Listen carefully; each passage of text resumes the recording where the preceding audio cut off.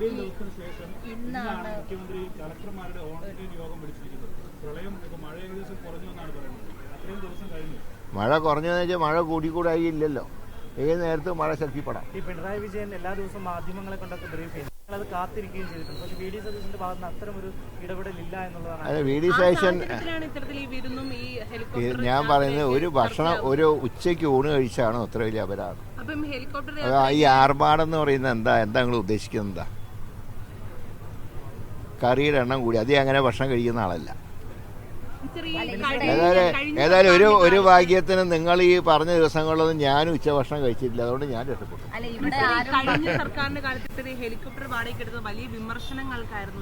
Helicopter ആവശ്യത്തിന് ഉപയോഗിക്കാം.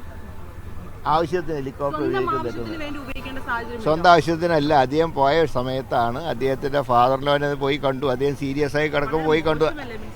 ഏത് പോയി കാണുന്നതോ? ഏതാണ് പരിപാടി ഞാൻ അന്വേഷിച്ചിട്ടില്ല. പക്ഷേ മുഖ്യമന്ത്രിയുടെ ഓഫീസ് പറഞ്ഞത് ഔദ്യോഗിക പരിപാടിക്ക് പോയപ്പോൾ ഭാര്യ പിതാവിനെ കണ്ടു. അതൊരു ഒരു മര്യാദയല്ലേ? അല്ലെങ്കിൽ നിങ്ങൾ തന്നെ പറയുക തിരിഞ്ഞു നോക്കിയില്ല എന്ന് പറയും. അതിനൊപ്പം തന്നെ പ്രധാനപ്പെട്ട മറ്റൊരു കാര്യം, ഈ പ്രളയ പ്രതിരോധ പ്രവർത്തനങ്ങളുണ്ട്. പലയിടത്തും ദുരന്ത നിവാരണ പ്രവർത്തനങ്ങൾക്ക് ഇറങ്ങുന്നവർക്ക് ഡോക്സി സൈക്ലിൻ പോലുള്ള ടാബ്ലറ്റുകളില്ല.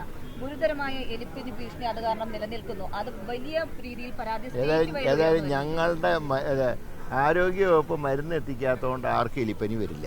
ഉറപ്പ് ഞാൻ നൽകും. പറയുന്നത് മന്ത്രിമാർക്കും മുഖ്യമന്ത്രിമാർക്കും വീട്ടുകളിൽ ഇത്തരത്തിൽ അമ്മായിയപ്പനെയും കാണാനുമായിട്ടൊക്കെ ഈ ഔദ്യോഗിക ഇത്തരത്തിൽ ഉപയോഗിക്കാമെന്ന്. ഇനി അങ്ങനത്തെ അല്ല ഞാൻ പറഞ്ഞത്. ഒരു ഒഫീഷ്യൽ പരിപാടിക്ക് പോയപ്പോൾ ഫാദറിലവന് സുഖമില്ല എന്ന് പറഞ്ഞപ്പോൾ അദ്ദേഹം പോയി കണ്ടു. അതിനെയൊക്കെ ഇങ്ങനെ വിമർശിക്കാൻ നിന്നാൽ അത് ഞാൻ പറഞ്ഞു. വിഷയ ദാരിദ്ര്യം ഇന്ന് പ്രതിപക്ഷത്തിനെ പിടികൂടിയിരിക്കുന്നു. അത്രയേ ഉള്ളൂ.